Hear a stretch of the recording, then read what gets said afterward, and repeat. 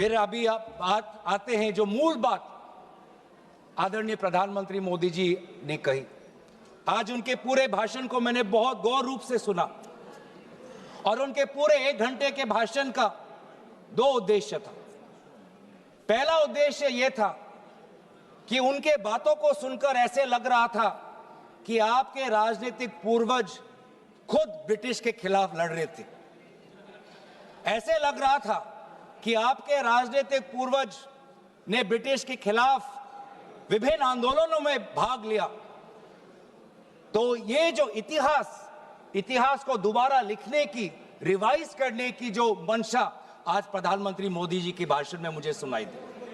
Sir, मैं आपके साथ तो मैं तर्क वितर्क करने आया नहीं हूं। और दूसरा जो उद्देश्य था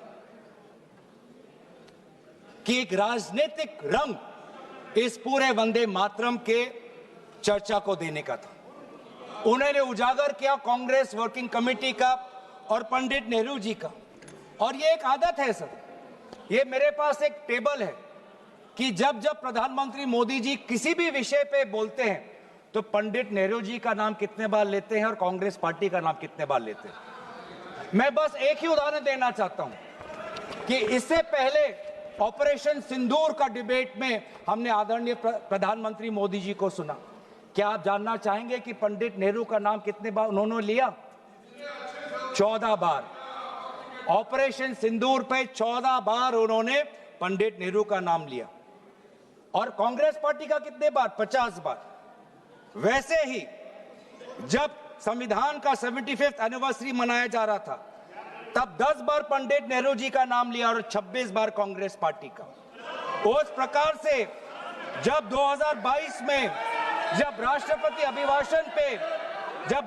अभिभाषण पे प्रधानमंत्री मोदी जी अपना बात रख रहे थे तो 15 बार पंडित नेहरू का नाम लिया। 2020 में, सर मैं आपके साथ तर्क वितर्क नहीं करने आया सर, 2020 में जब राष्ट्रपति अभिभाषण पे प्रधानमंत्री मोदी जी ने भाषण दिया तो 20 बार पंडित नेहरू का नाम लिया।